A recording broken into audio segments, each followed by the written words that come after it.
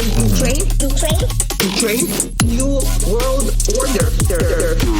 Got hairy legs. Got hairy legs.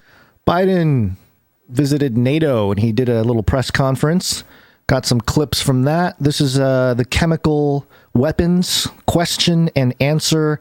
Remember last time we saw Biden, he was divulging information from secret meetings. He was like, I was in a secret meeting. I forget the exact terminology he used. Right. Yeah. Where he was talking about the number of... kind of casually giving away the conversations in it. Yeah, what was it? It wasn't secret. It was about the New World Order. He was talking about the 60 million people killed in the, the early, whatever. Yeah. The whole deal. So anyway, somebody must have tapped his shoulder and said, hey, President Biden, you can't be divulging secret meeting information. Have you gathered specific intelligence that suggests that President Putin is deploying these weapons, moving them to position, or considering their use? And would the U.S. or NATO respond with military action if he did use chemical weapons? On the first question, I can't answer that. I'm not going to give you intelligence data, number one. Number two, we would respond. We would respond if he uses it. The nature of the response would depend on the nature of the use. See, that sounds like a very toe the line.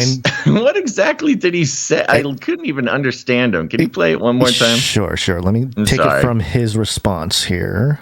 If he did use chemical weapons. On the first question, I can't answer that. I'm not going to give you intelligence data, number one. Number two, we would respond. We would respond if he uses it. The nature of the response would depend on the nature of the use.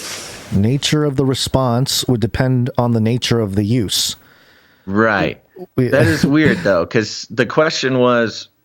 How would you respond, or would you respond? How would you respond? And he says, it's a secret, but it would be good. You know that. We would respond, and it depends what he does, but then we would do something. But it's a secret. It's a weird... I don't know. Yeah, it's you're right. Ridiculous. So it was almost like a kind of a PR correction. Like, no, I don't talk about secret things. So, but then he gives a playbook, a general playbook. I don't know what other Biden speech you've heard, but I don't give away secret information. But we'll respond. The way we'll respond will depend on how Putin. It's like, okay, that kind of gives away the strategy. Yeah, well, I saw a headline that referred to what he said here, and maybe this came up later, but he said we would respond in kind. Did you see any of that or hear any of that? I feel like that was a while ago, though. I thought that was like an early clip. Maybe it was from this. I saw it just yesterday, and people were worried, like, oh, wait, if he uses chemical weapons and we respond in kind, are you saying that we would use chemical weapons on Yeah, Russia? and then Jake Sullivan was on, this was on the way to Poland when they were on the plane. Okay. And Jake Sullivan was on Air Force One and had to respond from Air Force One being like, no, we're not going to use chemical weapons. We never have and we never will. That's just media spin. Yeah. Okay, Jake Sullivan, CIA man.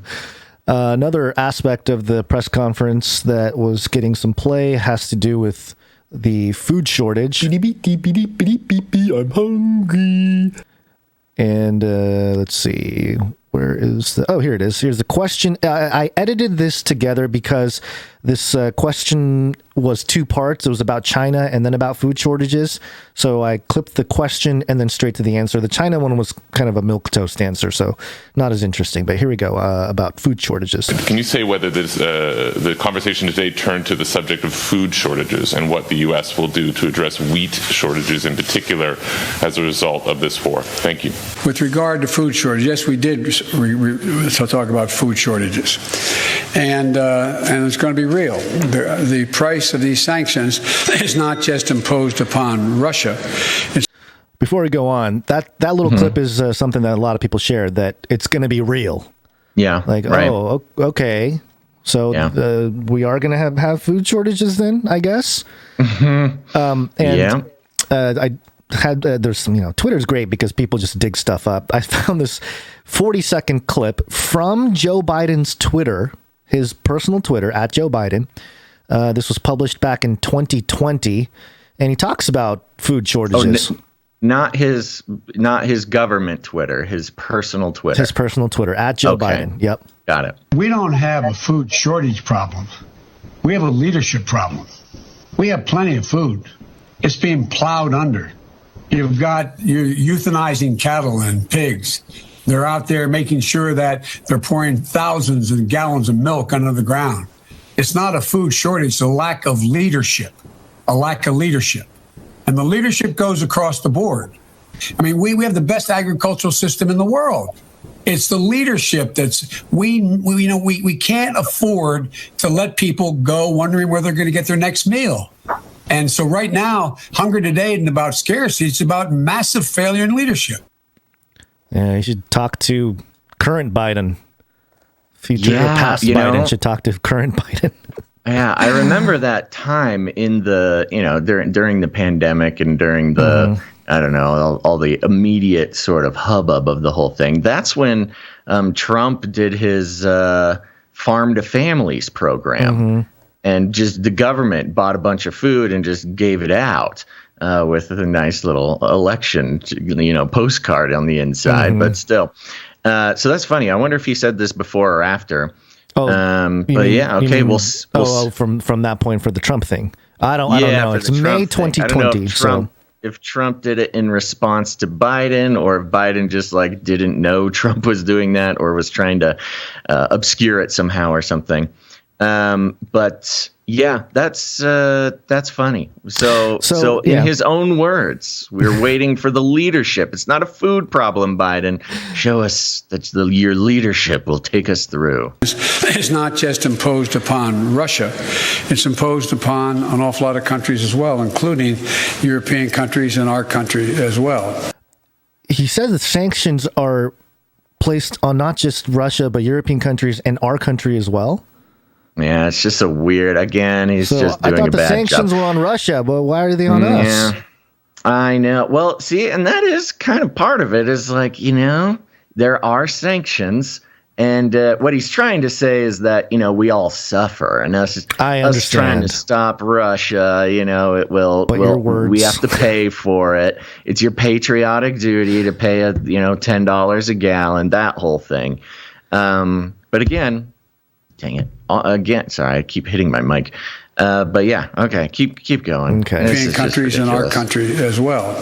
And because both Russia and Ukraine have been the breadbasket of Europe in terms of wheat, for example, just give one example. But we had a long discussion in the G7 with both the United States, which has a significant, the third largest producer of wheat in the world, as well as Canada, which is also a major producer. And we both talked about how we could increase and disseminate more rapidly food shortages. And in addition to that, disseminate more rapidly food shortages. Him and NATO wants to disseminate food shortages more rapidly. Straight out of the president's mouth. Yeah, it's kind of like just kind of like the dangers of the vaccine. This vaccine is spreading rapidly. Let me play it one more time just so people can soak it in. And I think he just lost his train of thought, and he just said food shortages, but the words strung together make it sound like he is planning the food shortages, rolling it out. Of wheat in the world, as well as Canada, which is also a major producer. And we both talked about how we could increase and disseminate more rapidly food shortages. And in addition to that, we talked about urging all the European countries and everyone else to end trade restrictions on sending limitations on sending food abroad. What are you saying? Oh my gosh. The dude cannot get a single sentence out straight. This is the leader of the free world, quote unquote. This is the man who's uniting the West. This is bad. That's maybe worse. That's in the top 10 worst times he's tried to speak. Yeah, it's got to be up there. A couple more things here from the NATO press conference. He talked about creating a council to look for the people who are violating the sanctions. We also did discuss today that there's a need for us to set up, NATO to set up, and the EU to set up a system whereby we have an organization looking at who has violated any of the sanctions and where and when and how they violated them. And that's something we're going to put in train. It's not done yet. First off, they don't already have that. And second, thanks for more bureaucracy. Right. There's more reason to fund the NATO, all this stuff. Anyway, did he say put and train, he or said put and train? Put and train, yeah, like a dog, something like that. Yeah, so there's not already some sort of like somebody looking at this. You just sort of say it and hope people. He signed some papers, and then he looked around. He's like, "Well, who's going to keep track of all this stuff?" Sure, totally. But I mean, what a great throwback to sort of the America World Police role. Somebody's got to keep an eye on everybody and make sure nobody's doing business with Russia. We better make sure that they're disseminating food shortages and not getting good deals on wheat from Russia. It really is. I mean, if you think about it in a broader sense, it is exactly. I mean, again, the truth loves to just kind of leak out in its own way. It can't help it. And when you talk about it in the broader sense, not the sort of minutia of Biden being just sort of an inarticulate bag of raisins, but the Great Reset aspect of it. I mean, the things need to collapse. The world needs to be in a bad place. And so the stakeholders can swoop in and fix the problem. I don't even think Biden thinks this is about Biden anymore. It's almost giving him too much credit to think that he is doing this in some sort of self-serving political way. The only thing that makes sense is that there's some sort of larger plan that he's playing his part in, and it's not conspiracy theory. It's called the World Economic Forum and the Great Reset. So yeah, it's a perfect sort of setup to have the heroic stakeholders come in and solve these problems. Got one more thing here. At the end of the press conference, somebody asked a question, and Biden jumped or just picked out a word from the question and really went after the person who asked the question here. Hey, wait, hold on a second, please. Oh, jeez, Louise. He's already getting mad. He's getting mad. Grandpa's mad. Okay, I'm just going to play it. I was supposed to be an hour ago at the European Union meeting and to speak. No, I'm thanking you. So someone I haven't called on before. You. Who are you? I'm Christina Feeney from CBS. Do you hear that? Me. Ooh, me. It reminds me of when I was in, children's church. Yeah. And, the Sunday school teacher would be like, okay, who wants to answer a question about the Bible and earn a Tootsie Roll? Oh, me. Okay. Yes, all right. Sorry, okay. Gonz, to make a reference that you haven't had no, before. I totally understand. You understand the concept. No, the concept and yes, I had it in my own context, but more so, good. Just candy being handed out. You. I'm Christina Feeney from CBS. Thank you, sir. Okay. Sir, deterrence didn't work. What makes you think Vladimir Putin will alter course based on the action you've taken today? Let's get something straight. You remember if you covered me for the... He's mad. Let's get something straight. What makes you think Vladimir Putin will alter course based on the action you've taken today? Let's get something straight. You remember, if you covered me from the very beginning, I did not say that, in fact, the sanctions would deter him. Sanctions never deter. You keep talking about that. Wow. Sanctions never deter. The maintenance of sanctions. The what? The maintenance of sanctions. Maintenance. The increasing the pain. Increasing and the pain. demonstration why I asked for this NATO meeting today is to be sure that after a month we will sustain what we're doing, not just next month, the following month, but for the remainder of this entire year. That's what will stop him. You believe the action today will have an impact on making Russia change course in Ukraine? That's not what I said. You're playing a game with me. I know. The answer is no. I think what happens is we have to demonstrate the purpose. The single most important thing is for us to stay unified. And the world continue to focus on what a brute this guy is. And all the innocent people's lives are being lost and ruined. And what's going on. That's the important thing. But look, if you're Putin and you think that Europe is going to crack in a month or 6 weeks or 2 months, why not? They can take anything for another month, but we have to demonstrate. The reason I asked for the meeting, we have to stay fully, totally, thoroughly united. Thank you. I actually kind of understand what he's saying. And it lines up with what he was doing in January and February, where they weren't putting sanctions on Putin yet. Mm-hmm. They waited until he actually acted. And so to call it a deterrent, I guess, is technically untrue because they didn't do anything to deter him. He was already doing it. You know, it was more like a punishment. Remember, Biden was using the word punishment quite a bit. Mm-hmm.